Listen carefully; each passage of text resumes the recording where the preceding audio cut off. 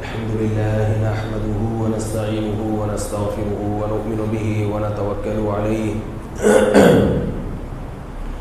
ونعوذ بالله من شرور أنفسنا ومن سيئات أعمالنا من يهده الله فلا مضل له ومن يضلل فلا هادي له ونشهد أن لا إله إلا الله وحده لا شريك له ونشهد أن سيدنا وحبيبنا وشفيعنا وسندنا محمدا عبده ورسوله صلى الله تعالى عليه وعلى آله وأصحابه وبارك وسلم تسليما كثيرا كثيرا.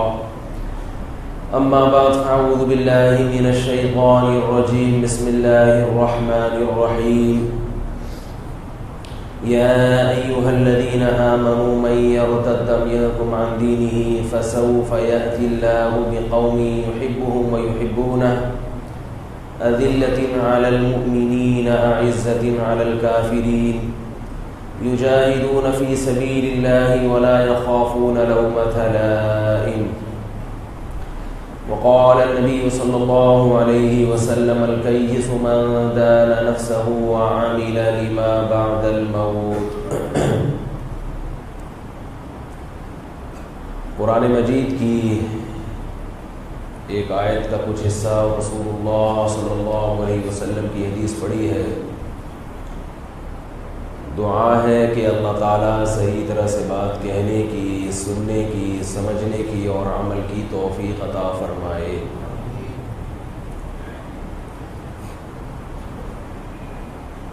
بیان کا جو موضوع ہے اس میں شروع ہونے سے پہلے ایک بات دماغ میں آئی تھی، دل چاہا کہ وہ آپ کے سامنے رکھ دوں. بعض مرتبہ انسان پر کچھ کیفیات طاری ہوتی ہیں تو وہ اسی وقت اگر پارسل کر دی جائیں تو فائدہ ہوتا ہے، وہ اگر اس کو ڈیلے کر دیا جائے تو پھر کھانا ٹھنڈا ہو جائے گا. سمجھ میں آ رہی بات؟ یہ جو میں بیان کے دوران موضوع سے بعض دفعہ ہٹ کے باتیں کرتا ہوں، لوگ کہتے ہیں کہ یہ ٹاپک سے ہٹ کے درمیان میں جو آپ کی باتیں آتی ہیں تو وہ الگ سے ٹاپک بنا کے کر لیا کریں. یاد رکھیے بعض مرتبہ ایک بات کا ایک جذبہ پیدا ہوتا ہے، داعیہ پیدا ہوتا ہے، وہ اسی وقت پارسل کر دی جائے تو فائدہ ہوتا ہے. وہ بعد میں اگر موضوع بنا کے بات کریں گے تو وہ فائدہ بولنے والے کے وہ جذبات نہیں رہتے. آپ میں اگر کسی کی اصلاح کا داعیہ پیدا ہوا، اس وقت ایک جذبہ ہوتا ہے، اس جذبے کے تحت بات کریں گے تو بات دل میں اتر جائے گی، ورنہ وہ ایک لیکچر بن جائے گا، ایک سبق بن جائے گا. وہ داعیہ یہ پیدا ہوا کہ میں آج کل فیس بک پہ لوگوں کے کمنٹس پڑھتا ہوں، مختلف پیجز ہیں جو لائک کیے ہوئے ہیں، کبھی کبھار اتنا تو ٹائم نہیں ملتا، تو ان کمنٹ سے اندازہ ہوتا ہے کہ قوم کس طرف جا رہی ہے، کتنے مختلف مزاج کے لوگ اس دنیا میں پائے جاتے ہیں. پہلے زمانے میں یہ ہوتا تھا کہ جو علماء ہیں نا، ان کا دائرہ کار اپنے خاص شاگردوں اور مریدوں تک محدود رہتا تھا. وہ جو بات کرتے تھے، چونکہ سامنے عقیدت مند بیٹھے ہوئے ہوتے ہیں، عقیدت والے لوگ، تو وہ واہ واہ سبحان اللہ کہتے تھے. اس کے کچھ فائدے بھی تھے. فائدہ یہ تھا کہ حوصلہ بڑا ہوتا تھا اور زیادہ باتیں کہتے تھے. وہ نقصان بھی ہوتا تھا کہ پھر جو چیز بھی مارکیٹ میں لے آؤ، کیونکہ سامنے مریدین بیٹھے ہوئے ہیں تو وہ چل جاتی تھی. اب یہ مارکیٹ کا لفظ اتنا مشہور ہو گیا ہے، مجھ سے لوگ آ کے مجھے سے ہماری بلی ہمیں ہی میاؤں کر رہی ہوتی ہے. مجھے آگے لوگ کہتے ہیں مولوی صاحب کوئی مارکیٹ میں نیا مسئلہ آیا ہو تو بتائیں. میں نے کہا یار یہ ہم سے ہی سیکھ کے ہم سے ہی ہمارے اوپر ہی اصطلاحات استعمال ہو رہی ہیں. مجھے کہہ رہے ہوتے ہیں کہ پولیس کو بلوانا پڑے گا آپ کو بات سمجھانے کے لیے. تو اس کا ایک سوشل میڈیا کا ایک فائدہ یہ ہوا ہے.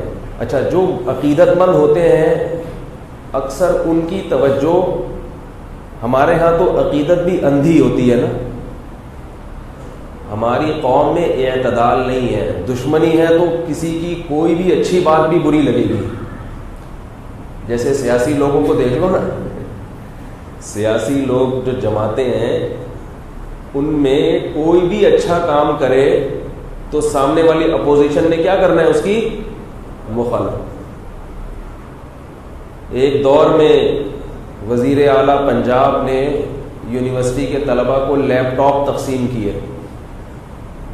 اپوزیشن نے کہا کہ تمہارے ہی پیسوں سے تمہیں دے رہے ہیں لیپ ٹاپ، کوئی کمال کی بات نہیں، تمہارا ہی پیسہ ہے تو کیا ہو گیا؟ تو بھائی حکومت تو عوام ہی کے پیسے سے دیتی ہے، اپنی جیب سے کون دیتا ہے؟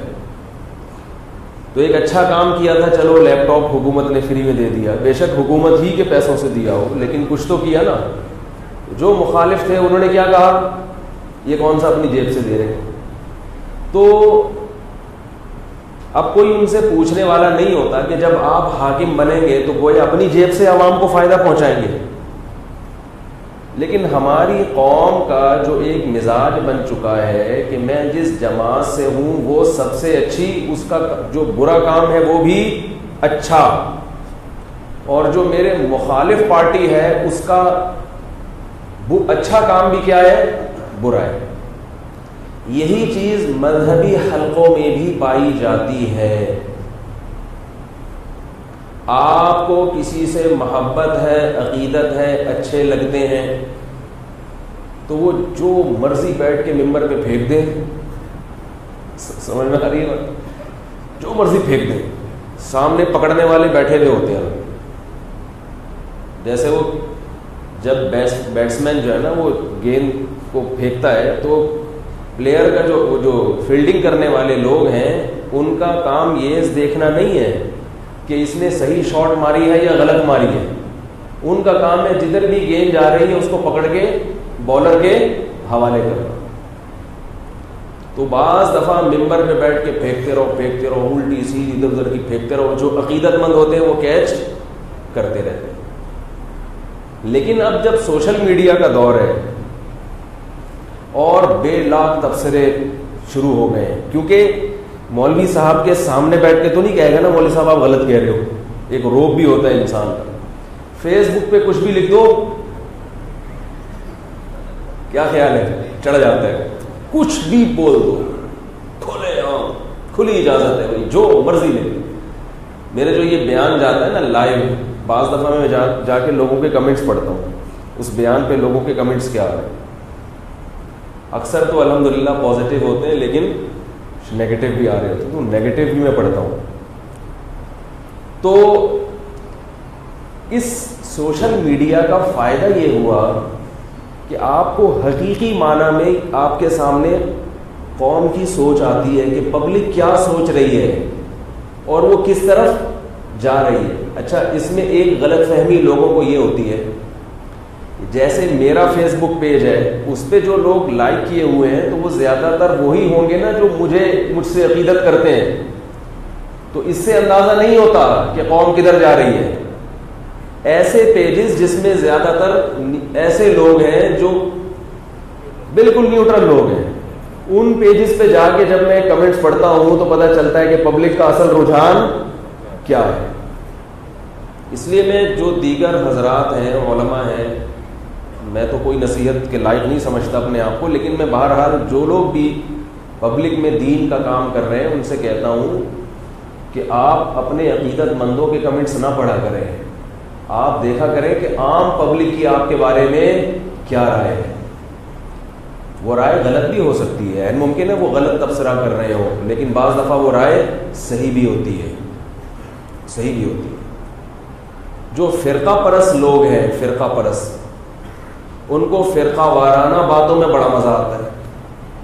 ایک صاحب مجھے کہنے لگے کہ وہ مشہور فرقہ پرست ایک نوجوان ہے، بہت زیادہ رفع الیدین، سورہ فاتحہ، آمین، یہ انہی میں لگا رہتا ہے ساری. میرے پاس لوگ بہت کلپ بھیجتے ہیں، اس کا جواب دو، اس کا جواب دو، اس کا جواب دو. میں کہتا ہوں بھائی میں نے ایک کلپ کا جواب دیا تھا، حضرت مولانا اشرف علی تھانوی رحمہ اللہ پر اس نے الزام لگایا تھا، اس کا میں نے جواب دیا تھا. تو اس جواب کا جب جواب آئے گا نا تو پھر میں اگلے کلپ کی طرف جاؤں گا، ورنہ وہ تو پھینکتا رہے گا پھینکتا رہے گا پھینکتا رہے گا، ہم یہاں سے جواب دیتے رہے. تو فتوے لگا رہے وہ بھی گستاخ، وہ بھی گستاخ، وہ بھی گستاخ. اگر وہ اہل حق میں سے ہوتا تو کہتا کہ مولوی صاحب نے میری اس بات کا جواب دیا ہے تو اس جواب میں یہ فالٹ ہے، پھر ہم آگے چلتے. یا وہ اپنی بات سے رجوع کرتا. مولانا اشرف علی تھانوی پر الزام بھی چھوٹا نہیں لگایا، کیا لگایا؟ گستاخ رسول. یہ تو کفر ہے نا، کسی کو گستاخ رسول. کسی بزرگ کو معاف نہیں کیا اس نے، بڑے بڑے بزرگوں پہ بڑی بڑی تہمتیں لگا دی.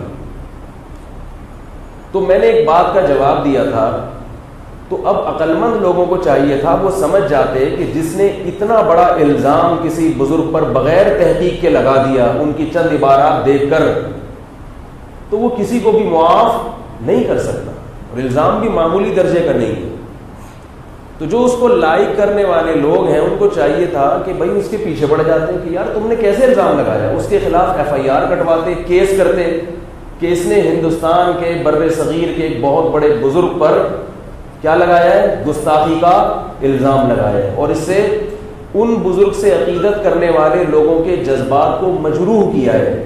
تو قانونی کارروائی ہونی چاہیے تھی. جو براڈ مائنڈڈ لوگ ہیں نا، جو کہتے ہیں ہم کسی فرقے کو نہیں مانتے، انہیں چاہیے تھا اپنے اس پیر و مرشد کے خلاف کیس کرتے عدالت میں، عدالت کا دروازہ کھٹکھٹاتے یا اس سے جواب مانگتے. کچھ بھی نہیں ہوا، بڑے ٹھنڈے پیٹوں وہ جواب کو پی گیا، صحیح ہے، جیسے کچھ ہوا ہی نہیں ہے، اور دوسرے ٹاپک کو چھیڑ دیا. تو اب لوگ کہتے ہیں کہ دوسرا کلپ آ گیا، تیسرا کلپ آ گیا، چوتھا کلپ آ گیا. تو ہماری جو ینگ جنریشن ہے نا، جو نوجوان جذباتی طبقہ ہے، وہ مجھے کہتے ہیں کہ حضرت اس کے تو ویورز لاکھوں ہو گئے ہیں اور آپ لوگ جواب نہیں دیتے تو آپ کے ویورز کی تعداد کم ہو رہی ہے اور وہ مارکیٹ میں چھا رہا ہے. تو یہ بات سمجھ لیں، اس کا میں جواب دینا چاہتا ہوں. تو یاد رکھو کو کون مارکیٹ میں چھا گیا کون نہیں چھایا، اس کا اندازہ اس سے نہیں ہوتا کہ کس کے ویور زیادہ ہیں. اس کا اندازہ ہوتا ہے کہ جو اس کو لائک کرنے والے لوگ ہیں وہ کس کیٹیگری کے لوگ ہیں، کس قسم کے لوگ ہیں. وہ سارے وزیر جیسے پاگل ہیں، 5 لاکھ یا 5 کروڑ بھی ہو جائیں اس سے کوئی فرق بولو بھائی نہیں پڑتا. اور آپ کو لائک کرنے والے کس قسم کے لوگ ہیں؟ اگر کسی عالم کو لائک کرنے والے لوگ، اس کے پیج کو سبسکرائب کرنے والے لوگ ایجوکیٹڈ ہیں، پڑھے لکھے ہیں، قوم کے مہذب لوگ ہیں، تو وہ 5 کروڑ پہ بھاری ہیں. یقین نہ آئے تو آپ یوٹیوب پہ ایک چینل بنائیں اور اس پہ ایک ویڈیو اپلوڈ کریں جس میں قوم کو کوئی اچھی رہنمائی کی گئی ہو کسی اچھے ٹاپک پر، والدین کے حقوق سے متعلق یا بہنوں کی وراثت سے متعلق، بیوی بچوں کے حقوق سے متعلق، حکمران کے حقوق سے متعلق. پھر آپ دیکھیں اس کو سننے والے کتنے لوگ ہیں. اور عنوان بھی یہ دے، بہنوں کے حقوق، یعنی لیبل جو لگائیں گے وہ کیا لگائیں گے؟ بہنوں کے حقوق. بہت تھوڑے لوگ ہوں گے جو اس کو سنیں گے، وہ بھی بہنیں ہی سنیں گی، بھائیوں میں سے 2-4 ہی ہوں گے. قوم کی جتنی بہنیں ہیں وہ کیا کریں گی؟ جن پہ ظلم ہو رہا ہے وہ سنیں گی، جن بہنوں پہ ظلم نہیں ہو رہا وہ بھی نہیں سنیں گی، اور جو ظالم بھائی ہے وہ تو ویسے ہی اس کو ان سبسکرائب کر دیں گے فوراً. یہ چینل ہی اس قابل نہیں ہے کہ اس کو لائک کیا جائے. اور اگر آپ اس پہ کوئی فحش ویڈیو ڈال دیں یا لیبل ایسا لگا دیں جس میں کوئی لڑکی کا تصور آ رہا ہو، پھر دیکھو دبا دب چلے گا. یعنی بہن کا نام لڑکی رکھ دیں، لڑکیوں کے حقوق، حالانکہ وہ حقوق اس میں بہن ہی کے ہوں گے، مگر عنوان کیا دیں؟ لڑکیوں کے حقوق. تو لڑکی کا لفظ آتے ہی قوم کے جتنے لڑکے ہیں وہ لڑ کے اس کو سبسکرائب کریں گے. کہیں گے پہلے میں بٹن دباؤں گا, دوسرا کہیں گے نہیں پہلے میں بٹن دباؤں گا, تو وہ 5 کروڑ تک پہنچ جائے گا وہ. تو یہ 5 کروڑ ویورز کا ہو جانا اس کی علامت نہیں ہے کہ یہ چینل بنانے والا قوم میں بہت زیادہ مشہور ہے. جن لوگوں میں مشہور ہے نا وہ اسی جیسے لوگ ہیں, سمجھ رہے ہیں بات.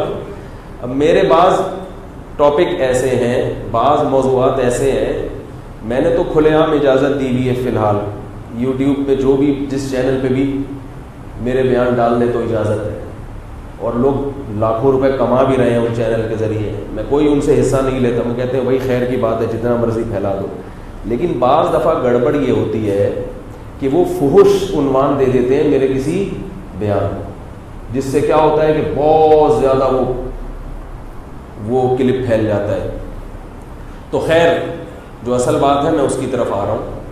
تو میں یہ کر رہا تھا کہ اب جو سوشل میڈیا کی وجہ سے جو کھلے عام تبصرہ ہوتا ہے, اس تبصرے سے اندازہ ہوتا ہے کہ قوم کدھر کو جا رہی ہے. ایسے ایسے کفریہ کمنٹس آتے ہیں لوگوں کے. ابھی ماضی قریب میں ایک سائنٹسٹ کی موت ہوئی ہے, بہت بڑا سائنسدان تھا, اور واقعی انسانیت کے لیے اس کی بہت زیادہ خدمات ہیں, اس میں کوئی شبہ نہیں. بہت ذہین تھا, میں نے بھی اس کے بارے میں سرچ کیا جو بھی ذرائع تھے. 1974 سے اس کو قومے میں تھا وہ, اور اس نے اپنے دماغ کو کیسے استعمال کیا, اور اس قوم کو بھی سلوٹ ہے کہ انہوں نے اپنے ایک سائنٹسٹ سے بھرپور طریقے سے فائدہ اٹھایا, اس کو تمام سہولتیں مہیا کی. صرف اس کا دماغ کام کر رہا تھا اور چند سال تک اس کی انگلیاں کام کر رہی تھی. اسی سے انہوں نے اتنا کام لیا ان کی حکومتوں نے کہ اس کی کئی کتابیں مارکیٹ میں آئی ہیں. اس میں دو رائے نہیں ہو سکتی, ایک بہت بڑا کام ہے, اور حقیقت میں مسلمانوں کو ایسا ہونا چاہیے تھا. نہیں یار میرے خیال میں حقیقت میں کیا ہونا چاہیے تھا, یہ سائنس تو ہماری میراث تھی,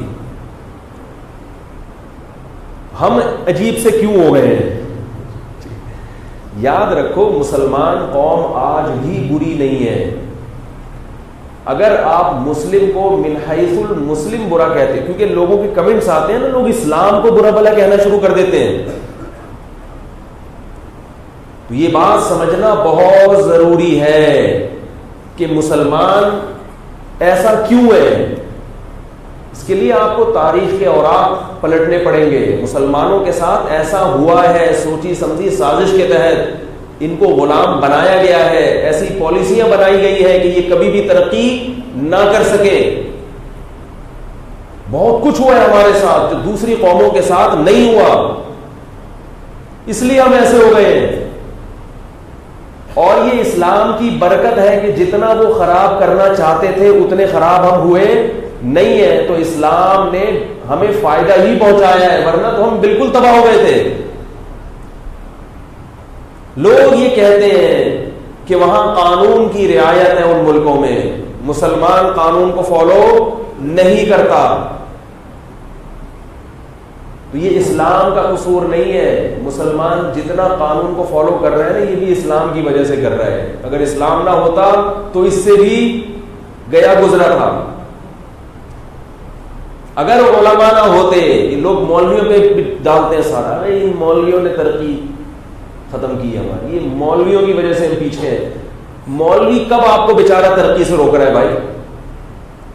مولوی تو کہتا ہے کہ نقل پاس کر کے امتحان دینا حرام ہے, جائز نہیں ہے, تو یہ ترقی سے روک رہا ہے. میں الحمدللہ میں بہت نالائق آدمی ہوں, میں اپنی اس قابل نہیں کہ ممبر پہ اپنی تعریفیں کروں, لیکن میں مولوی تھا تو میٹرک انٹر میں تک میں نے نقل سے کام الحمدللہ, بولو بھائی, نہیں فیل ہو گیا. میں انٹر کے ایک پیپر میں فرسٹ ایئر کا, جب میں نے second year F S C کے سیکنڈ ایئر کا امتحان دیا, ایک پیپر میں فیل ہو گیا تھا. کیوں؟ نقل نہیں کی تھی میں نے.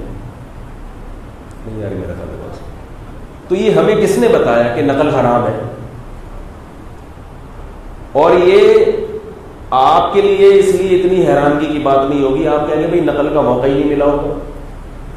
نقل سب کر رہے تھے, چھاپ رہے تھے, ہم صرف اس لیے نہیں کر رہے تھے کہ ہمارا تبلیغ میں سروزہ لگا ہوا تھا, ہمیں پتا تھا کہ یہ کیا ہے, بولو بھائی، حرام ہے ناجائز ہے؟ ابا نے منع کیا تھا، ابا بھی تبلیغ میں وقت لگاتے تھے، علماء کے ساتھ اٹھنا بیٹھنا تھا، ابا نے کہا تھا بیٹا جھوٹ نہیں بولنا اور دھوکہ نہیں دینا، تو دماغ میں یہ بات بیٹھ گئی تھی کہ نقل کرنا کیا ہے، حالانکہ اس زمانے میں نقل کا ایسا خاندانی رواج تھا، اس سے زیادہ نقل کا تصور. دیکھو یہ جو میں نے اپنے ایک جملہ کہا نا اپنی تعریف میں، اس کا یہ مطلب نہیں کہ ہمارے اندر کوئی عیب ہی نہیں ہے، یہ مطلب نہیں. انسان ہمیشہ اپنی خوبیوں کو ہائی لائٹ کرتا ہے، اپنی خامیوں کو کیا کرتا ہے. یہ مطلب بھی نہیں ہے کہ خامیاں ہیں، یہ بھی نہیں. یہ اس لیے کہہ رہا ہوں کہ نہ عقیدت میں غلو کرو، نہ کسی سے نفرت، نہ عقیدت میں غلو کرو نہ. یہ تو ایک مثال میں نے اس لیے دے دی سبق کے لیے، تاکہ جب انسان اپنی مثال دیتا ہے تو اس میں تو دو رائے نہیں ہو سکتی نا. دوسرے سے سنے گا تو یہ کہہ رہا ہوتا ہے جھوٹ بول رہا ہو، اس نے مولوی صاحب کو ٹوپی کرائی، اب میں ہی اگر آپ کو ٹوپی کرا رہا ہوں تو ایک الگ بات ہے. تو انشاءاللہ اتنا نالائق نہیں ہوں کہ میں ممبر میں بیٹھ کے جھوٹ بولوں. تو ہم نے کہا بھائی جتنے کہ ہم اہل ہیں اتنے ہی نمبر حاصل کریں گے. 8ویں کلاس میں بھی نقل ہوتی تھی، 9th میں بھی نقل. 8ویں کلاس میں جب ہم تھے تو ایک ہیڈ ماسٹر آ گئے بڑے سخت قسم کے. انہوں نے قانون یہ بنایا کہ ہر مہینے ٹیچر طلبہ کا ٹیسٹ لے گا اور مجھے رپورٹ پیش کرے گا. اتنے خاندانی ہیڈ ماسٹر مارکیٹ میں شارٹ چل رہے ہیں. ورنہ جو ہیڈ ماسٹر کا حال دیکھیں آپ جا کے یونیورسٹیوں میں، اسکولوں میں سوری، وہ کیا کرتے ہیں؟ کچھ بھی نہیں کرتے، آ کے بیٹھ کے چائے پی رہے ہوں گے. اور پرائیویٹ میں تو پھر بھی کرتے ہیں، گورنمنٹ کے اسکولوں میں تو تصور ہی نہیں ہے. جبکہ ہم نے مدرسوں میں اپنے علماء کو فارغ ٹائم ضائع کرتے ہوئے، وہ تو مولوی ہیں، ان کی جو ذمہ داری ہے الحمدللہ پوری کرتے ہیں، بلکہ جتنا کام ان کو سونپا جاتا ہے اس سے زیادہ کرتے ہیں. حضرت مفتی ابو لبابہ صاحب فرما رہے تھے کہ دنیا میں کوئی ایسا آپ نے نظام نہیں دیکھا ہوگا کہ امپلائیز جو ہیں وہ چھٹی والے دن بھی کام کریں، اور فرمانے لگے کہ ہم جمعے کے دن سب سے زیادہ کام کرتے ہیں. آفس ٹائم ختم ہو جائے گا 1 بجے، وہ 1 بجے کے بعد ہی بیٹھے ہوتے ہیں. دل و جان سے پڑھاتے ہیں، دل و جان سے. کیونکہ اگر تنخواہ کے لیے پڑھا رہے ہوتے نا تو اتنی تنخواہوں میں کوئی نہیں پڑھاتا جو مولویوں کو مدرسوں میں ملتی ہیں. لیکن آپ فیس بک پہ کمنٹس دیکھیں، مولوی ایسے، علماء ایسے، یہ قوم کو دھکیل رہے ہیں پیچھے کی طرف، یہ قوم کو یہ کر رہے ہیں، یہ کر رہے ہیں، یہ کر رہے ہیں. مولوی ہیں جو تم تھوڑے سے انسان کے بچے بنے رہے ہو، معذرت کے ساتھ تھوڑے سے انسان بنے ہوئے. تم جو ماں باپ کی تھوڑی بہت خدمت کر لیتے ہو، بیوی کے تھوڑے سے حقوق ادا کر لیتے ہو، جو اولاد کے حقوق ادا کر لیتے ہو، شکر کرو علماء ہیں. ممکن ہے آپ کہیں کہ وہ فلاں صاحب تو ان کا تو علماء سے کوئی تعلق نہیں ہے، وہ کیسے اپنی بیوی سے اتنی محبت کرتے ہیں؟ بھائی ان کے ابا کا تعلق ہوگا، بلڈ میں وہ چیز اولاد میں منتقل ہو گئی. یقین نہ آئے تو جس معاشرے میں مولوی نہیں ہے اس کا حال دیکھو. گوروں کے ہاں مولوی ہوتے ہیں، بھائی سب کچھ ہے، موبائل بھی ہے، گاڑیاں بھی ہیں، ہسپتال بھی ہیں. ان کے ہاں شارٹ ہے، اگر کوئی چیز ان کی مارکیٹوں میں نہیں ملے گی تو کیا نہیں ملے گی؟ مولوی نہیں ملے گی.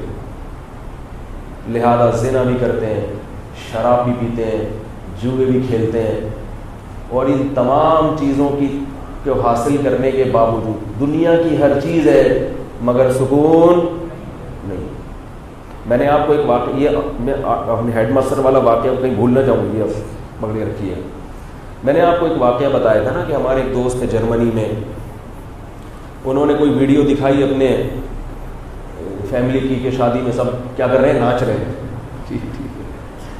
تو وہ جرمن کہنے لگا کہ یار یہ شراب کے بغیر اتنا اچھا کیسے ناچ رہے تھے؟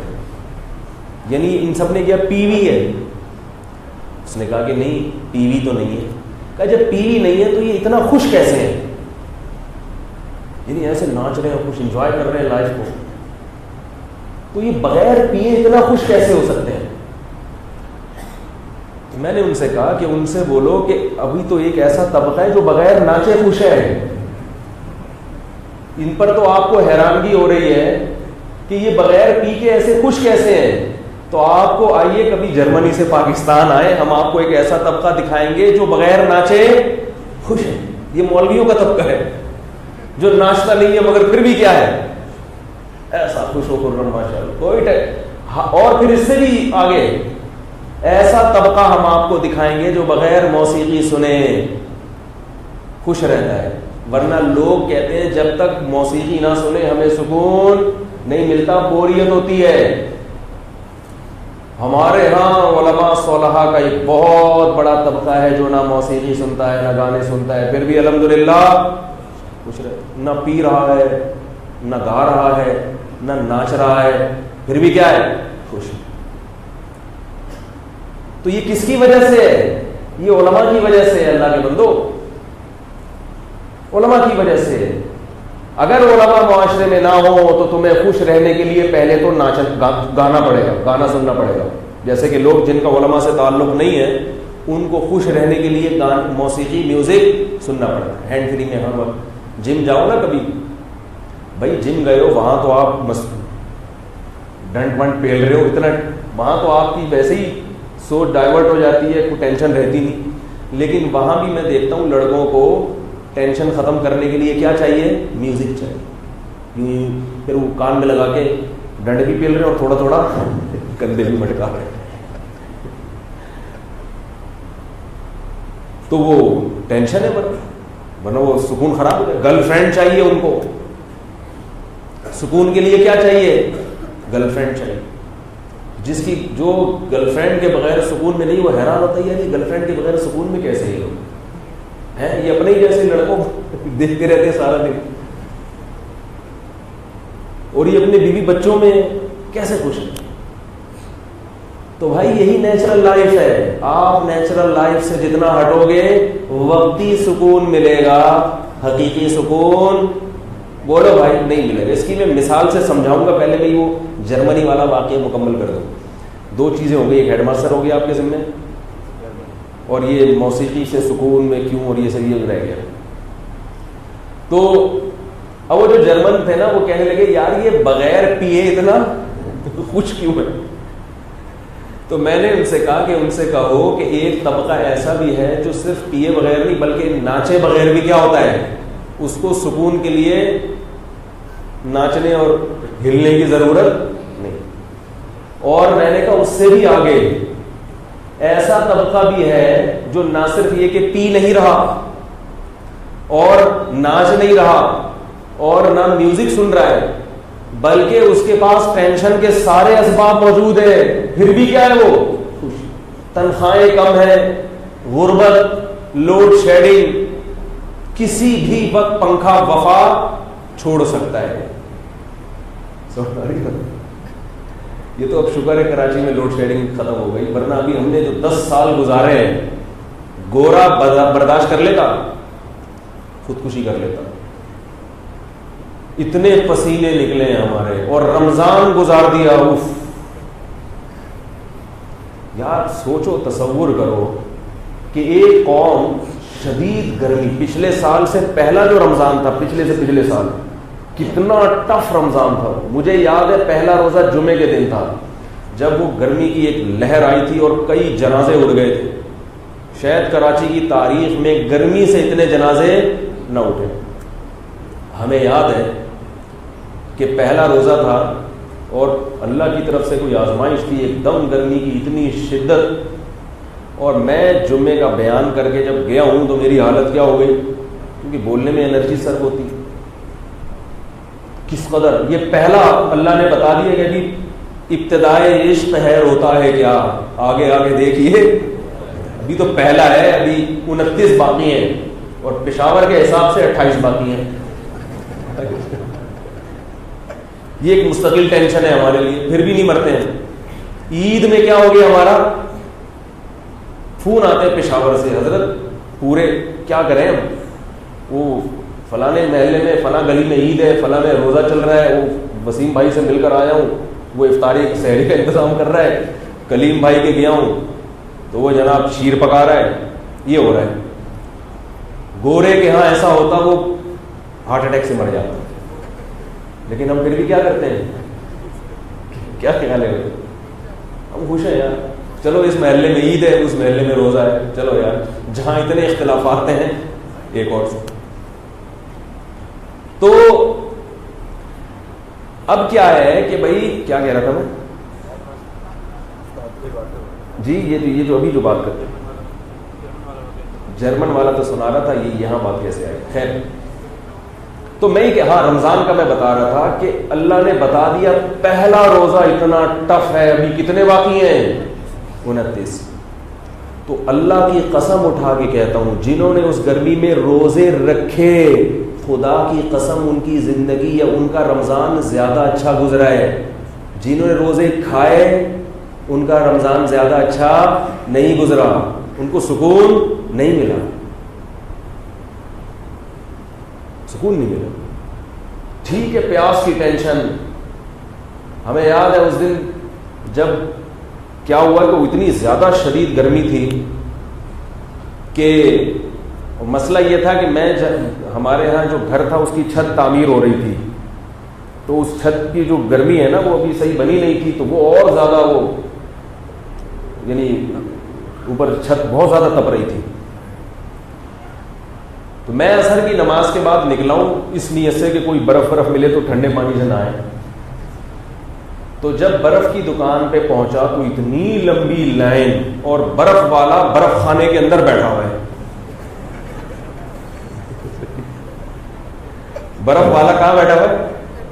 برف خانے کے اندر، وہ لائف کو انجوائے کر رہا ہے.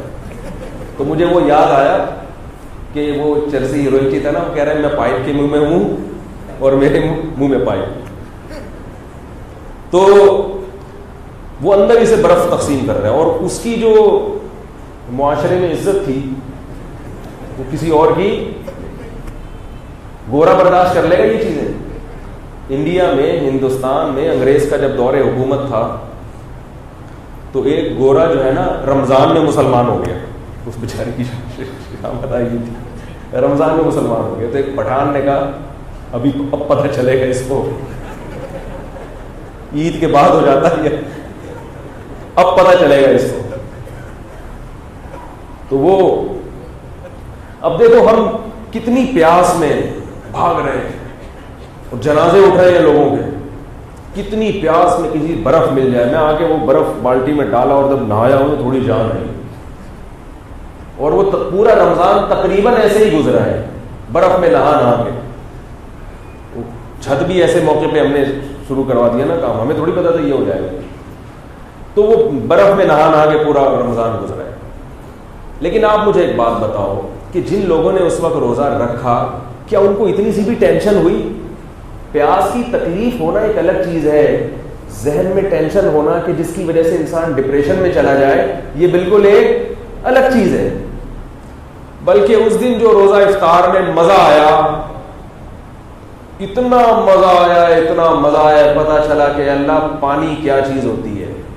یہ اللہ کی رحمت ہے کہ اللہ کی خاطر جب قربانی دی جائے تو اللہ دنیا میں بھی سکون دیتے ہیں اور آخرت میں تو ملے گا ہی.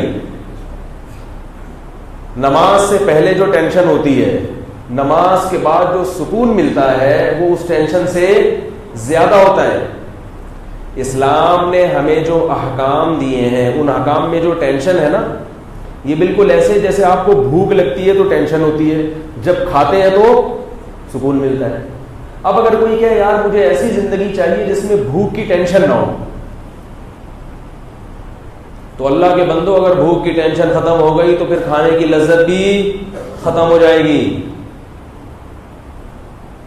اگر تھکاوٹ کی ٹینشن ختم ہو گئی تو نیند کی لذت بولو بھائی ختم ہو جائے گی. یہ اللہ کی رحمت ہے. تبھی جن کو بھوک نہیں لگتی وہ خوش نہیں ہوتے، وہ ایسی گولیاں کھاتے ہیں کہ بھوک لگے.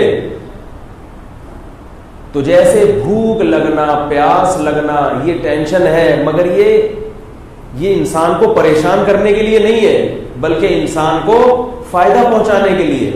تو اللہ اور اس کے رسول نے جو ہمیں احکام دیے ہیں ان میں بھی ٹینشن ہے، مگر وہ ٹینشن ہمیں سزا دینے کے لیے نہیں ہے، ہماری زندگی کو پر لطف بنانے کے لیے، ہماری زندگی کو سکون سکون والی زندگی بنانے کے لیے ہے. جس نماز میں سب سے زیادہ ٹینشن ہے اسی نماز میں اللہ نے سکون بھی سب سے زیادہ ٹینشن فجر میں ہوتی ہے. اٹھتے ہوئے ایسا لگ رہا ہوتا ہے جیسے ہماری قوم تو جو 3 بجے سوئے گی. ایک صاحب کو میں اٹھاتا تھا فجر کے لیے مدرسے میں, کہتے تو وہ اٹھتے ہی نہیں تھے. مجھے ایسا لگتا تھا, مجھے ایسا لگتا ہے جیسے قبر سے کسی مردے کو اکھیڑ رہا ہوں, ایسے گہری نیند سوتے تھے. لیکن جتنی گہری نیند چھوڑ کے اٹھو گے نا فجر میں اتنا ہی سکون ملتا ہے. ایسا مزہ آتا ہے, نور برس رہا ہے آسمان سے, ایسا لگتا ہے فجر میں. نبی صلی اللہ علیہ وسلم نے ارشاد فرمایا للصائم فرحتان, روزے دار کے لیے اللہ نے 2 خوشیاں رکھی ہیں. ایک عند الافطار, جب وہ دسترخوان پہ کھانے کے لیے بیٹھا ہو. آج سارا دن جگالی کرتے رہتے ہیں, جیسے بکری ہوتی ہے نا منہ چلتا رہتا ہے, کچھ نہیں کھانے کو ملتا تو چینگم ڈال لیتے ہیں منہ میں. کس قدر بے وقوفی ہے, حماقت ہے چینگم چبانا.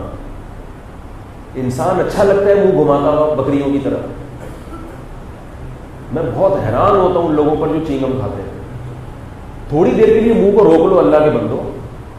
صبح پراٹھے چبائے اتنی دیر کھائے ماشاءاللہ, پھر دوپہر کو منہ کو گھمانا پڑے گا, پھر رات کو, تو اب سکون دے دو تھوڑا سا دانتوں کو. چینگم سے پیٹ تو خراب ہوتا ہی ہے, کیونکہ جب ہم کوئی چیز چباتے ہیں نا تو ہمارا معدہ ایک تیزاب چھوڑتا ہے. معدہ یہ سمجھتا ہے کہ اب نوالا آنے والا ہے, اس حساب سے ایک تیزاب چھوڑتا ہے اس کو ہضم کرنے کے لیے. تو ایک پورا پروسیس ہے, پھر وہ نوالا اترتا ہے, معدہ اس کو ہضم کرتا ہے. جب آپ چینگم چباتے ہیں تو معدہ وہ تیزاب چھوڑتا ہے.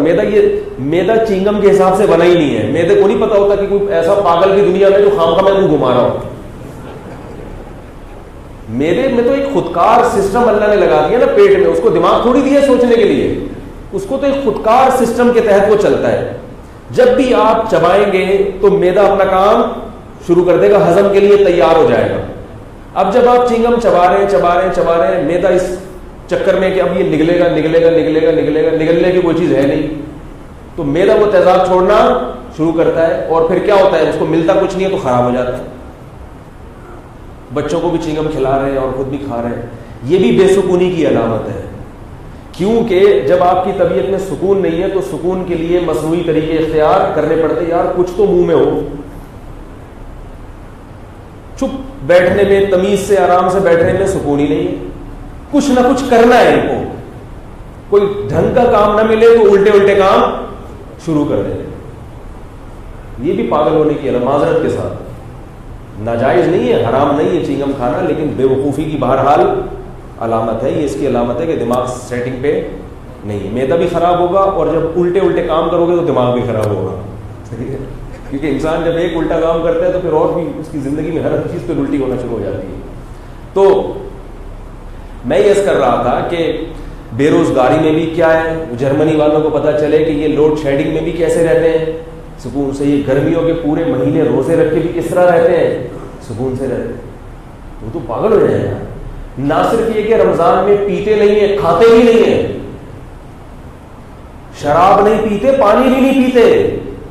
اور کتنی ٹف لائف ہوتی ہے گرمیوں کے روزے میں مسلمان کی. سارا دن بھوکا پیاسا روزہ, اور پھر عشاء کی نماز کے بعد تراویح. ہمارے ایک دوست ہیں ناروے میں, 20 یا 22 گھنٹے کا روزہ تھا اس دفعہ رمضان. وہ کہہ رہے تھے 20 گھنٹے کا روزہ رکھتے ہیں, افطاری کرتے ہیں, تھوڑی سی دیر میں عشاء کا وقت ہو جاتا ہے, عشاء وقت پڑھ کے پھر فوراً تراویح کے لیے کھڑے ہو جاتے ہیں. ہمت ہے بھائی. لیکن سکون میں ایسے لوگوں کو خودکشی کا خیال ان کو آتا ہے جو اپنی خواہشات کے غلام ہوتے ہیں. کبھی کسی سے عشق چڑھا دیا اپنے اوپر, دماغ کے اوپر, کبھی کسی سے چڑھ گیا عشق, کبھی یہ کر لیا, کبھی بے روزگاری ہو گئی تو ٹینشن, اتنی تنخواہ ہونی چاہیے, اتنی کیوں نہیں ہے میری, مجھے یہ بھی ملنا چاہیے, مجھے یہ بھی ملنا چاہیے, میرے پاس یہ بھی ہونا چاہیے, یہ والا گانا پرانا ہو گیا, نیا گانا کیوں نہیں آ رہا,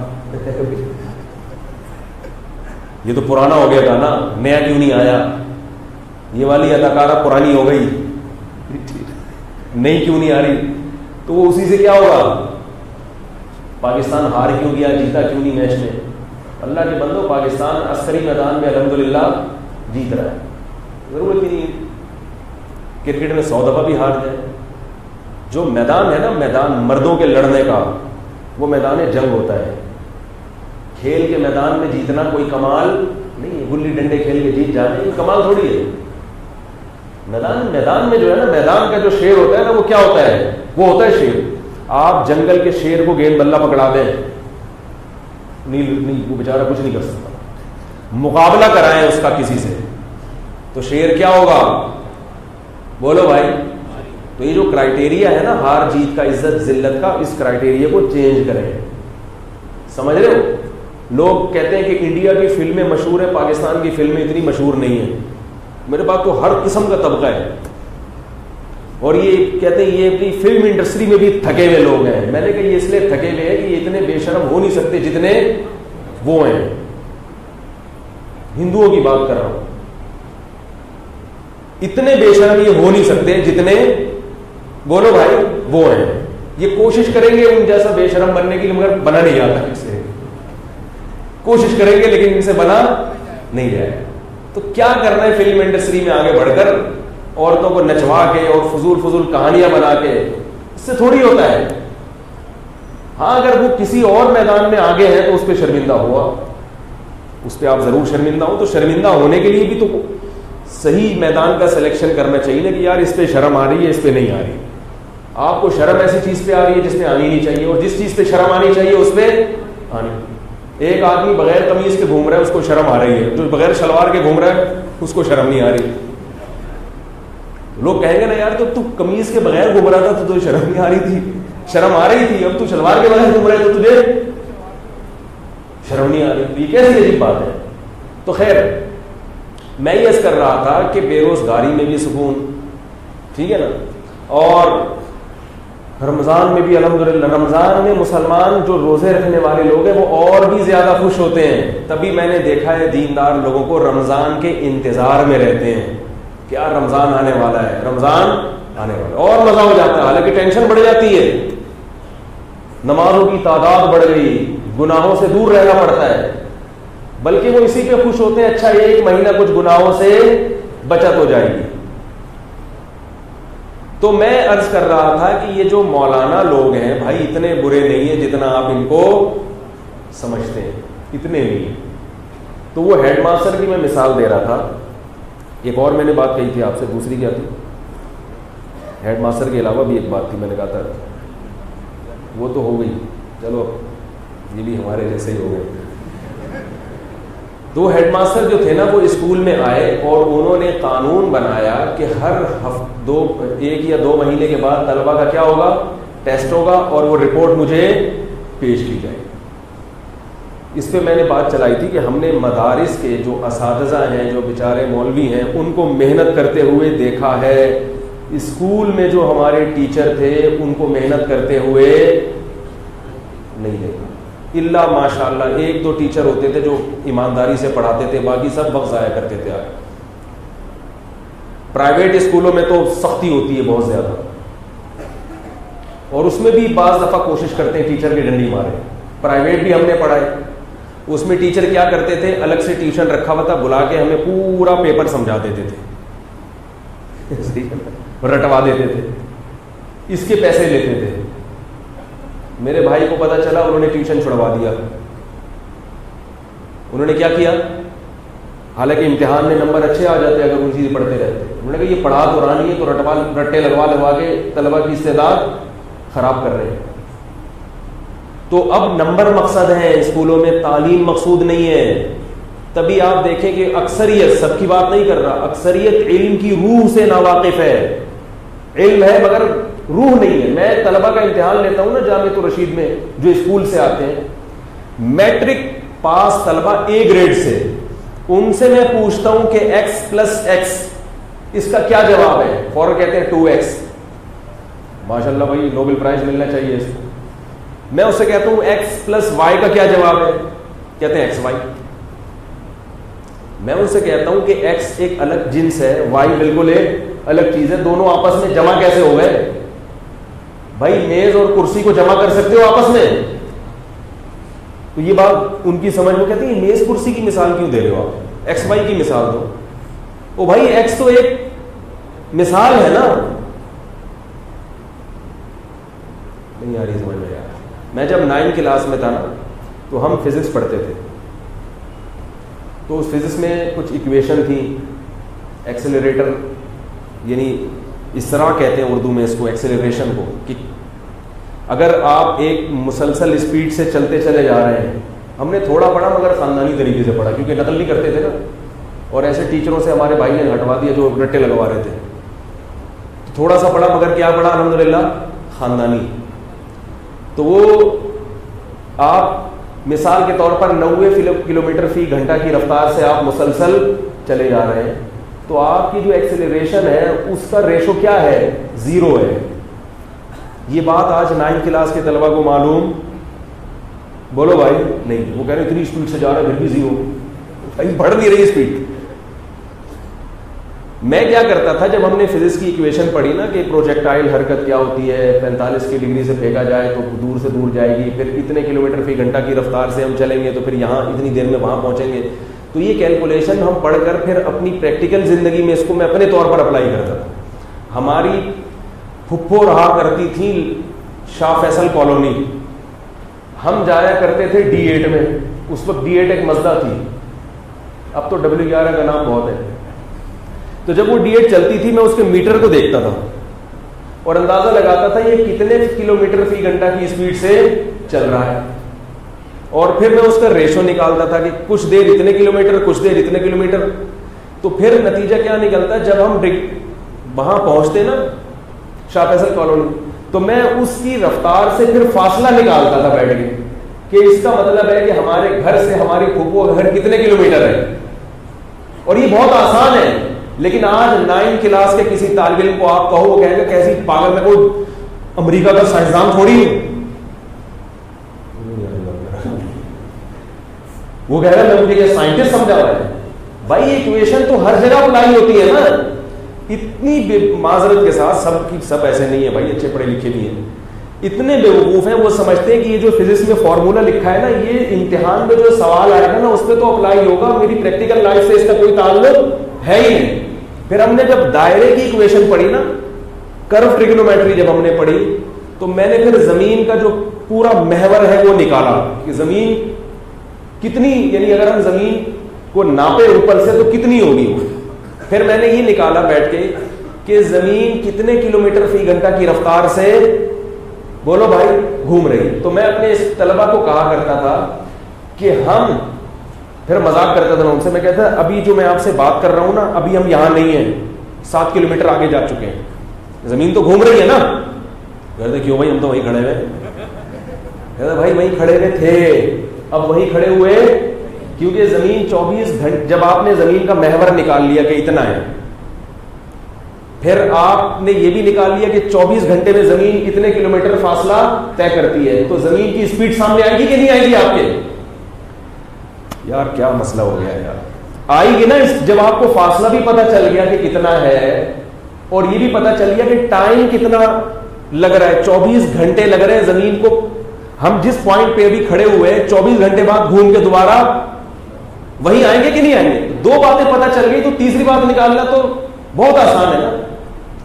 تو فوراً پتہ چل جائے گا کہ ہم 1 منٹ میں کہاں ہوں گے اور 1 سیکنڈ میں کہاں ہوں گے. تو یہ کیلکولیشن کر کے میں اپنے جو کلاس فیلوز تھے ان کو بتاتا تھا کہ 1 سیکنڈ بعد ہم اتنے کلومیٹر آگے جا چکے ہوں گے. کہہ رہے نہیں ہم وہیں کھڑے ہوئے. تم مکھنچو ہو, مکھنچو کے مکھنچو ہی رہو گے. ان سے میں کہتا تھا کہ تم کیا ہو, مکھنچو ہو, اور مکھنچو کے مکھنچو ہی رہو. یہ اسکول میں ہمارے تعلیم کا حال ہے کہ فزکس کی ایکویشنز پڑھ کے یہ نہیں پتا ہو, یہ بات سمجھ میں نہیں آتی. وہ سمجھتے ہی مجھے کہتے تو تم سائنسدان ہو, مجھے وہ لڑکے کہتے, میں کہتا بھائی ہمیں تو, وہ کہتے تم سائنسدان ہو, بہت بری تمہاری کیا ہے تحقیق ہے. میں کہتا تحقیق کیا, یہ ایکویشن لکھی ہوئی ہے, سامنے لکھی ہوئی ہے, اس سے صاف پتہ چل رہا ہے کہ تم نے خود فارمولا حل کیا ہے. تو یہ اسکولوں کا جو ہمارا سسٹم ہے نا, وہ سائنٹسٹ پیدا کر ہی نہیں سکتا. جو ایکویشن رٹا لگا کے بھی جس کی سمجھ میں نہیں آ رہا ہو. اچھا پھر ہم یہ بھی حساب لگایا ہم نے کہ یار اگر ہم 1 سیکنڈ میں اتنا فاصلہ اس کائنات میں طے کرتے ہیں, پھر زمین آپ کو پتا ہے سورج کے گرد بھی گھوم رہی ہے. پھر ہمیں خارش ہوئی معذرت کے ساتھ کہ بھائی یہ زمین جو سورج کی گرد گھوم رہی ہے نا, یہ کتنے کلومیٹر فی گھنٹہ کی رفتار سے گھوم رہی ہے. پھر یہ دل میں خیال آیا. اب طلبہ مجھے کہتے تھے کہ یار امتحان کی تیاری کرو, پڑھو, رٹا لگاؤ, یہ کیا فضول چیزیں لے کے پڑھ. میں کہا بھائی یہی تو ہے, اس میں تو مزہ ہے. تو ہم نے کیا کیا, طلبہ کو چھیڑنا شروع کیا. ہم نے کہا اچھا یہ بتاؤ کہ یہ جو زمین ہے, ایک تو ہم گھوم رہے ہیں اتنی اسپیڈ سے, تو اس کائنات میں ہم جو سورج کے گرد سفر کر رہے ہیں اس کی اسپیڈ کتنی ہے؟ ہم جو زمین ہمیں دھکا لے کے خلا میں دوڑ رہی ہے اس کی بھی ٹھیک ٹھاک اسپیڈ ہے. وہ بھی کہیں ہم نے نکالی تھی, 1 سیکنڈ میں اتنا آگے تک بھاگ جاتی ہے, تبھی 360 دنوں میں گھوم کے واپس آ جاتی ہے. تو یہ تو کوئی سائنٹسٹ کی بات نہیں ہے, آپ میں سے اکثر لوگ سمجھتے ہوں گے, یہ اچھا گمان ہے. لیکن میں یہ عرض کر رہا ہوں کہ یہ جو ہمارے اسٹوڈنٹس کو یہ چیزیں کیوں نہیں آتی, اس لیے کہ جو ٹیچرز ہیں وہ ایمانداری سے بولو بھائی نہیں پڑھاتے, وہ پڑھاتے ہی نہیں ہیں. میتھمیٹکس کے طالب علم کا حال دیکھیں آپ. یہ میں اس لیے بتا رہا ہوں کہ یہ مولویوں کی خرابی نہیں ہے, یہ آپ کا اپنا سسٹم خراب ہے. اس سسٹم میں سائنسدان پیدا, اس میں کوئی انسان کا بچہ پیدا ہو جائے, یہ بڑی غنیمت ہے. اس پہ شکر ادا کرو کہ کیا پیدا ہو جائے, کیونکہ وہ جب وہ ٹیچروں کو دیکھتا ہے کہ دھاندلیاں کر رہے ہیں تو ٹیچر سے کیا سیکھتا ہے؟ کرپشن سیکھتا ہے. میرے کزن تھے اس دور میں, انہوں نے کیا کیا, ایک ٹیوٹر لگوا لیا. وہ ٹیوٹر آتے تھے بڑے 3 پیس سوٹ میں, ٹائی میں, ان کو پڑھانے کے لیے. پڑھاتے نہیں تھے, ادھر ادھر گپے مارتے تھے. وہ کہتے یار آپ پڑھائیں سر, پلیز پڑھائیں. انہوں نے کہا کوئی بات نہیں, تمہیں نمبر چاہیے نا, میرے تعلقات ہیں, بورڈ میں نمبر مل جائیں گے.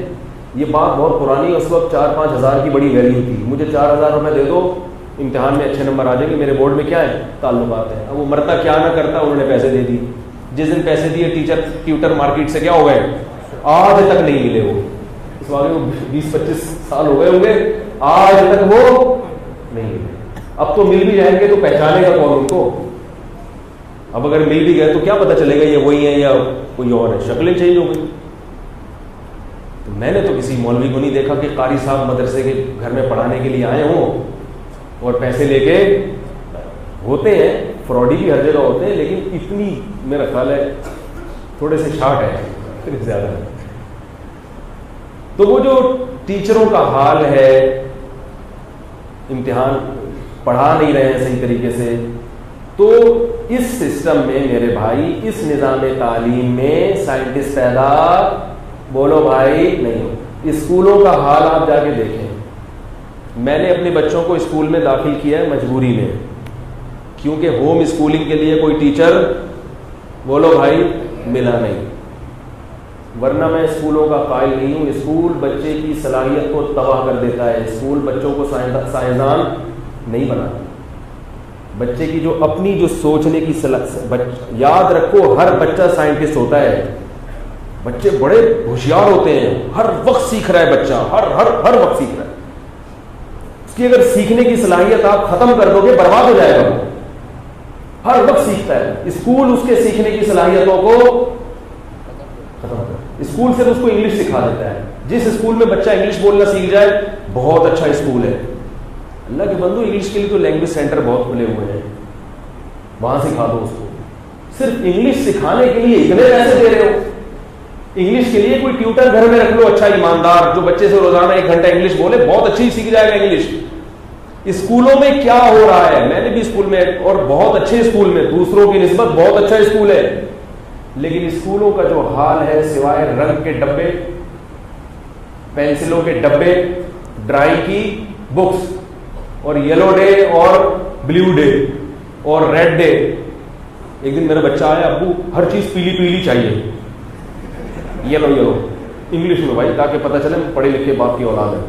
کیا ہے ابو, کیا چاہیے؟ یلو. مجھے وہ یلو کیپ بھی لینی ہے اور یلو پتہ نہیں کیا لینا ہے, ہر چیز یلو چاہیے. اب ہم نے تو مجبور ہیں, پیسے دینے پڑیں گے, نہیں تو اسکول سے نکال دیں گے. جو تھوڑی بہت تعلیم ہے اس سے بھی جائے گا. لے بھائی کتنے پیسے چاہیے, یہ لے بھائی. بچہ صبح اسکول جا رہا ہے, یہاں یلو کیپ ہے, یلو چشمہ ہے, اور پتہ نہیں یلو کیا یلو. میں نے کہا اس تکلف کی بیٹا ضرورت کیا ہے؟ یعنی اتنا پتہ چلا آج اسکول میں یلو ڈے منایا جا رہا ہے. کیوں منایا جا رہا ہے؟ بچوں کو یلو کلر سمجھانے کے لیے, تاکہ بچے کے ذہن میں بیٹھ جائے کہ یلو, کہتے ہیں یہ نیچرل طریقہ ہے پڑھانے کا. کہتے ہیں یہ نیچرل، ہر چیز یلو یلو کر دو بچہ خوش. بھائی نہیں ضرورت اس کو، زردے کا رنگ کیسا ہوتا ہے؟ یہ کوئی چیزیں اسکول میں سکھانے کی اللہ کے بندو. کیا گرین چینل والوں کو نہیں پتا کہ گرین کیا ہوتا ہے اور یلو چپل پیلی چپل کیا ہوتی ہے؟ انہوں نے کون سا اسکولوں میں پڑھا ہے؟ فالتو چیزوں پہ پیسہ برباد. پھر اسٹیشنری آپ کو وہیں سے ملے گی جہاں اسکول والے کہیں گے وہ اپنا الگ بزنس چل رہا ہے. یونیفارم بھی انہی کا، اسٹیشنری بھی انہی کی. کماؤ لوٹو کماؤ. اس میں سائنسدان پیدا یہ مولویوں یا اسلام کی وجہ سے نہیں ہو رہے. یہ سسٹم ایسا ہے کہ آپ نے وہ اس سے تو بچے ہی پیدا ہونا بند ہو جائیں گے. لوگ کہیں گے یار 2 بچوں میں اتنا خرچہ ہو گیا، تیسرا کیوں پیدا کروں میں؟ سائنسدان تو جب ہوں گے نا کہ پیدا تو ہو، بچے ہی نہیں پیدا ہوں گے. لوگ کہیں گے یار پیدا کرو تو یہ پہلے کنوینس کا خرچہ ہے، اسکول کی فیس ہے، اس کے بعد یہ رنگ کے ڈبے مار کر. ابھی تو میں نے ایک بچے کو کوٹ لگا دی. میرا ایک بچہ تھا ابو وہ مجھے نا وہ ڈبے چاہیے رنگ کے. میں نے کہا کم وقت ابھی تو دلائے تھے تجھے 15 دن پہلے. کہہ رہے نہیں وہ ختم ہو گئے. کیسے ختم ہوئے بھائی؟ کیا ان ڈبوں سے شلوار میں ناڑے ڈالے؟ تم کیا کیا ہے؟ کہاں استعمال ہو رہے ہیں وہ؟ کدھر استعمال؟ وہ جی ڈرائنگ میں سیب میں رنگ بھرے اور کیلے میں. میں نے کہا بیٹا یہ کیلے میں قدرت نے خود بخود جو رنگ بھرے ہوئے ہیں نا وہ کافی ہے. نہیں سونا ہم نے. یہ پاکستان میں بڑی سہولت ہے کہ آپ بلا وجہ بھی بچے کو ایک آدھ تھپڑ الحمدللہ لگا سکتے ہیں. یہ اللہ کا بڑا فضل ہے. پھر ہم اس کی تلافی کر لیتے ہیں کہ اس کو کچھ چیز دلا دی ہے، گھما پھرا لیا. کبھی کبھار تو انسان کو آتا ہے. یہ سہولت آپ کو یورپ میں میسر نہیں. وہاں کوئی وجہ بھی ہو تو آپ بچے کو ڈانٹ بھی نہیں سکتے. اسکول میں پوچھنے کے ڈانٹا تو نہیں. تو الحمدللہ پاکستان میں ہماری بیویاں بھی ہماری اور ہمارے بچے بھی ہماری. بڑی سہولت ہے. یہ سہولت یورپ امریکہ والوں کو ان کی بیویاں بھی بیویاں ہیں جب تک وہ بیوی اپنے آپ کو آپ کی بیوی سمجھتی ہے. جس دن اس کا میٹر گھوما تو آپ اس کی بیوی بن جاؤ گے، وہ آپ کی شوہر بن جائے گی. 2 منٹ بھی نہیں لگتے. تھوڑی سی آپ نے آنکھیں دکھائی اور بیوی کا میٹر شارٹ ہو گیا تو آج سے پھر آپ اس کی بیوی ہیں اور وہ آپ کی کیا ہے؟ شوہر ہے. بالکل ایسا. اسی طرح بچہ جب تک اچھا سلوک چل رہا ہے بچہ ہے. ذرا سا آپ نے ٹیڑھی آنکھیں دکھائی تو آپ بیٹے ہیں اور بچہ کیا ہے؟ آپ کا باپ ہے. آج سے وہ آپ کا ابا ہے اور آپ اس کے کیا ہیں؟ اولاد. یہ اللہ کا بڑا فضل ہے. یہ سہولت کہاں میسر ہے؟ بولو بھائی پاکستان میں. اور یہ کیوں ہے؟ مولویوں کی وجہ سے. اگر یہ مولانا لوگ نہ ہوں تو والدین کے حقوق اقوام متحدہ نہیں بتاتی. اقوام متحدہ جو میں والدین کے کوئی حقوق کی فہرست ہی نہیں ہے. وہ تو ہیومن رائٹس کے قائل ہے کہ ہر شخص آزاد ہے. ابا کیا ہوتا ہے؟ اماں کیا ہوتی ہے؟ ابا اماں کا نام ہے، پال پوس کے بڑا کر دینا، اس کے پیسے ملیں گے، باقی نہیں. کوئی ختم، ذمہ داری ختم. تو یہ تو اسلام بتاتا ہے آپ کو. اسلام بتاتا ہے. تو میں یہ کر رہا تھا وہ جو ہیڈ ماسٹر صاحب تھے انہوں نے کیا کیا کہ بھائی اچھے ہیڈ ماسٹر تھے، اچھے لوگ بھی ہوتے ہیں الحمدللہ. انہوں نے کہا بھائی ہر طلبہ کا ٹیسٹ ہوگا. ہمارے جو ٹیچرز تھے وہ بیچارے پریشان ہو گئے. انہوں نے کیا کیا کہ ٹیچر نے ہمیں کتابیں پکڑا دی کہ نقل کر کے یہ ٹیسٹ ہے، یہ سب کھلے عام جو یہ لو حل کرو اس کو، شاباش. اب ہمارے گھر میں یہی تعلیم تھی کہ نقل نہیں کرنا، نقل نہیں کرنا، نقل نہیں کرنا.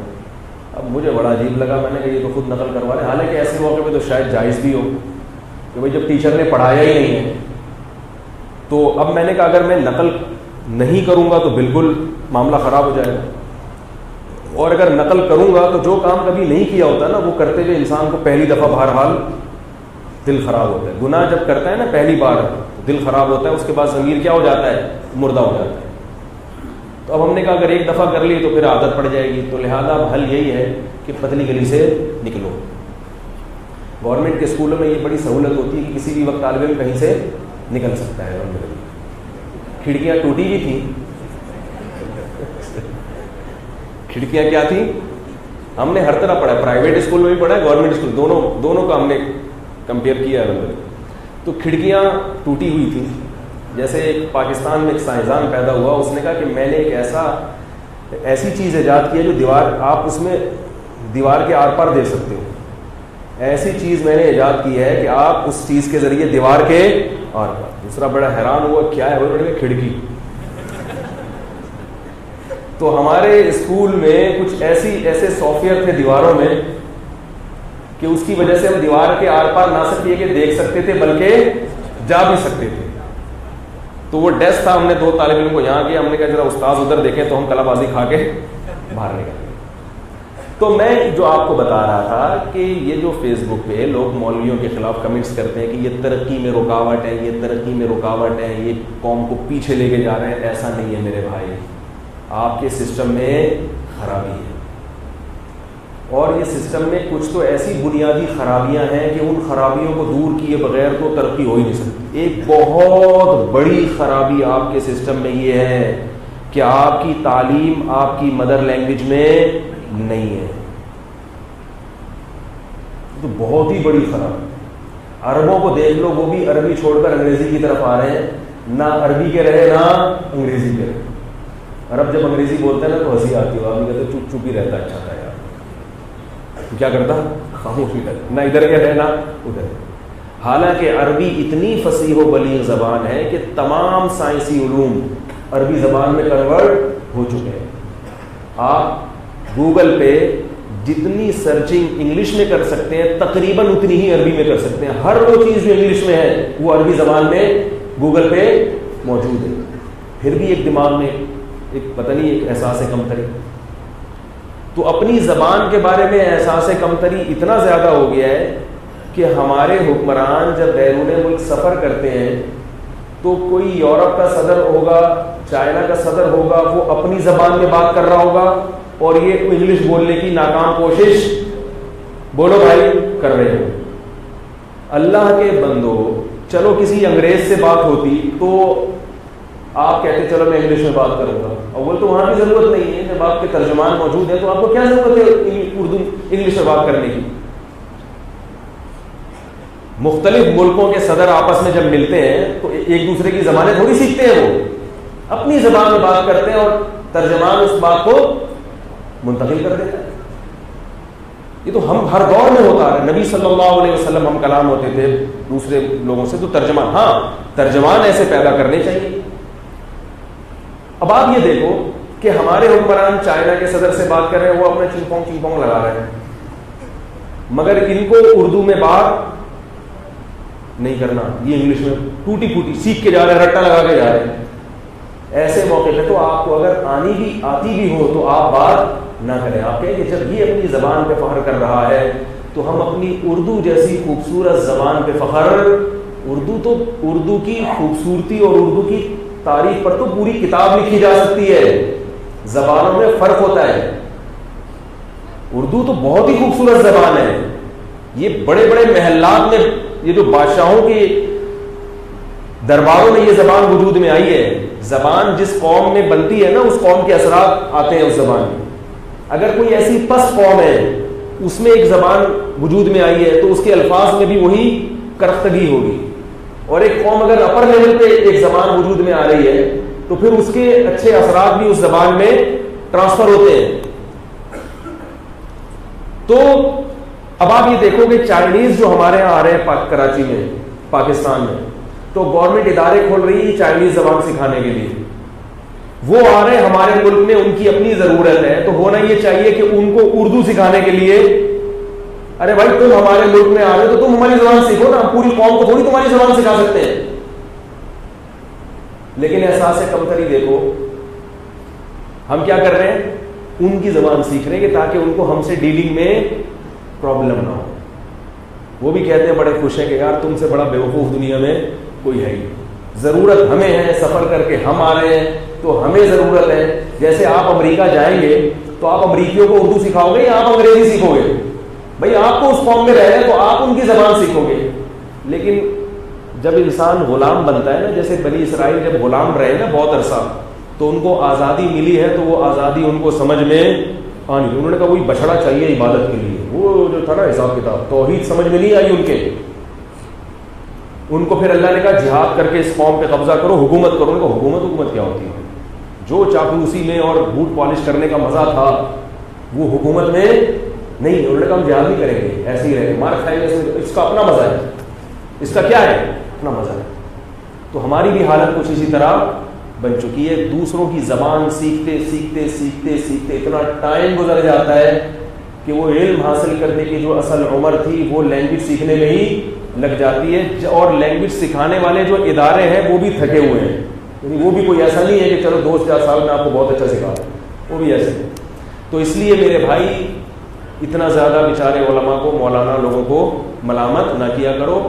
ٹھیک ہے, مولاناؤں میں بھی بڑی بڑی خامیاں ہیں, لیکن اتنے برے نہیں ہیں جتنا لوگ ان کے خلاف کمنٹس کرتے ہیں. مولوی بیچارہ ترقی میں ذرہ برابر بھی رکاوٹ, بولو بھائی, نہیں ہے, ذرہ برابر بھی رکاوٹ نہیں ہے. وہ یہ آپ کا اپنا سسٹم ہے, نظام ہے آپ کا, اور شاید اس نظام سے ہمارے حکمران نہ تو نکلنا چاہ رہے ہیں, نہ قوم چاہ رہی ہے کہ ہم اس سسٹم سے نکلیں. قوم کہہ رہی ہے کہ جو وہاں کا کلچر ہے بس اسی کو ایڈاپٹ کرو, حالانکہ ہمارا کلچر ان سے بہت زیادہ اچھا ہے. آج میرا ارادہ کسی اور ٹاپک پر بات کا تھا, لیکن میں نے بتایا کہ جو بات دل میں آئے اس کو پارسل بولو بھائی کر دینا چاہیے. اور آخری بات یہ بہت اہم بات کہ دیکھو یہ اللہ کا شکر ادا کیا کریں کہ اس زمانے میں اللہ نے آپ کا علماء سے اور مذہب سے رشتہ جوڑ کے رکھا ہوا ہے. ورنہ مذہب کے خلاف جو پروپیگنڈا سوشل میڈیا پہ ہو رہا ہے وہ اتنا خطرناک ہے کہ جن لوگوں کا علماء سے تعلق نہیں ہے وہ اس سیلاب میں بہہ گئے ہیں, اور جو ایک دفعہ بہہ گیا اس کے لیے واپسی کا دروازہ تقریباً ختم. میرے پاس جو لوگ آتے ہیں نا ایسے ایسے اشکالات اسلام پہ کرتے ہیں, میں جب ان کو جواب دیتا ہوں, حالانکہ وہ مان جاتے ہیں کہ دلائل کی دنیا میں یہ جواب بالکل صحیح ہے, مگر پھر بھی وہ لائن پہ نہیں آتے, کیونکہ شیطان ایک دفعہ غلط راستے پہ چلا دیتا ہے ان کو. تو ایسا لگتا ہے انہوں نے اللہ کی اتنی نافرمانی کی ہے, اتنا برا بھلا کہا ہے صحابہ کو, بزرگوں کو, اسلام کو, کہ اب اللہ نے ان کے لیے توبہ کا دروازہ شاید بند کر دیا, دلوں پر مہر لگا دی. صحابہ میرے پاس اسلام پہ اشکالات کر رہے تھے, میں نے جواب دیا, مطمئن ہو گئے بالکل. پھر اگلے دن فون آیا, حضرت مجھے پھر کچھ وسوسہ ہو گیا, پھر فون آیا. تو میرا دل چاہ رہا تھا کہ میں نے کہا نہیں ان کو, دل چاہ رہا تھا آپ کا اصل علاج ہے چترول. اصل علاج کیا ہے؟ طبیعت سے کیا لگے, چترول لگیں گے, طبیعت کیا ہو جائے گی. ایک چھوٹا سا واقعہ سنا کے بعد ختم کرتا ہوں. مولانا اشرف علی تھانوی رحمہ اللہ تعالیٰ کے پاس ایک شخص آیا کہ مجھے کسی خاتون سے عشق ہو گیا ہے. کیا ہو گیا ہے؟ عشق ہو, اور آپ مجھے وہ دلا دیں. لوگ آتے ہیں مولوی کو مجھے دلا دیں. حکیم الامہ نے کہا بھائی میں کہاں سے دلا دوں تجھے, تو ایسا ہے کہ تم نکاح کا پیغام بھیجو, اگر قبول ہو جائے تو ٹھیک ہے, اور میں بھی دعا کرتا ہوں. اس طرح کے مجھے پورے الفاظ یاد نہیں ہیں. اور اگر وہاں قبول نہیں ہوتا تو پھر یہ کی جو بیماری ہے, جو دل جل رہا ہے, اس کا علاج میرے پاس الحمدللہ ہے, اس کا علاج. تو وہاں ٹرائی ماری, ہوئی نہیں شادی. تو پھر آیا کہہ رہے یار میرا دل بہت چل رہا ہے. حکیم الامہ نے کہا کہ دیکھو وہ گوالن کی بیٹی تھی, کہ دودھ والا تھا, اس کی بیٹی تھی, تو تم وہاں سے دودھ نہ خریدا کرو, تم وہاں سے دودھ نہ خریدا کرو, نہ اس کو دیکھو, نہ اس سے بات کرو, اور نہ اس کا جان بوجھ کر تصور لاؤ. غیر اختیاری تصور تو اختیار ہے, جان کر تصور نہیں کرو اس کا. تو وہ کہنے لگا کہ حکیم الامہ نے کہا یہ چند باتوں پر عمل کرو, علاج پھر اس کے بعد, یہ تو پرہیز ہے, ان چیزوں سے پرہیز کرو, پھر میں ایک علاج بتاؤں گا تو اس کا عشق انشاءاللہ دل سے نکل جائے. بھائی طبیب کے پاس آئے ہو نا علاج کرانے کے, عشق نکالنا ہے, دل کی جو کیفیت ہے وہ خراب ہے, دل پریشان ہے, تو وہ پریشانی انشاءاللہ ختم ہو جائے گی. تو آ جاؤ یہ کرو. اس نے کہا یہ تو نہیں ہو سکتا. اس نے کہا مجھے تو دودھ نہیں چاہیے ہوتا, پھر بھی میں دودھ خریدنے چلا جاتا ہوں وہاں پہ. دودھ کی مجھے ضرورت نہیں ہوتی, میں اس کے گھر ویسے ہی دودھ خریدنے جاؤں. یہ والا علاج مجھ سے نہیں ہوگا. حکیم الامہ نے لگایا ایک کھینچ کے جھانپڑ. پہلے زمانے میں علماء کا بڑا روب تھا, لوگ ادب کرتے تھے. اب تو آپ جس سے تمیز سے چلیں تو وہ چلے گا, تھوڑا سا ٹیڑھی آگے دکھائیں وہ 4 آگے دکھاتا ہے, سب ادب تمیز ایک طرف رہ گئی. ایک لگایا جھانپڑ کھینچ کے, اتنا زوردار تماچا تھا, وہ چیختا ہوا بھاگا. اگلے دن آیا کہہ رہا ہے ختم مش صاحب,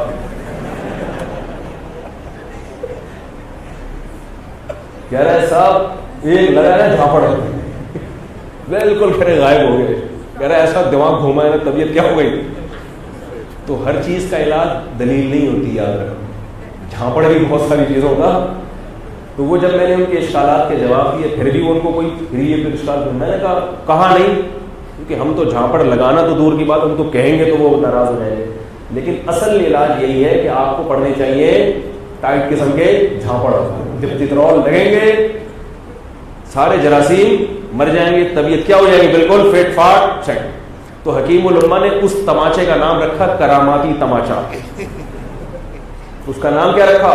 کراماتی تھپڑ، ایک تھپڑ لگے گا اور فٹ فاٹ۔ تو اس لیے جو عشق وشق کے کیسز میرے پاس بھی آتے ہیں، میرے پاس بھی لڑکے آتے رہتے ہیں، خواتین کی بھی ہوں، فلاں سے عشق ہو گیا، فلاں سے عشق ہو گیا، تو پھر یہ ذہن میں رکھ کے آیا کرو کہ اس کے علاج میں جھاپڑ بھی لگ سکتا ہے، کراماتی تھپڑ اٹھا کر کے لگے گا، سب عشق کیا ہو جائے گا، ایک منٹ میں انشاءاللہ ختم ہو جائے گا۔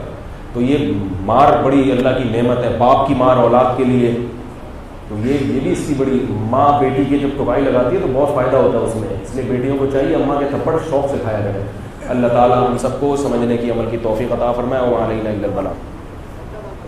بھائی یہ ایک اعلان سن لیں، اگلے جمعے میں یہاں نہیں ہوں گا، ایبٹ آباد میں میرا بیان ہے، اگلے جمعے میرا بیان یہاں نہیں، اتوار کو ہوگا انشاءاللہ، اگلے جمعے نہیں ہوگا، اور ابھی نماز کے بعد نکاح ہے۔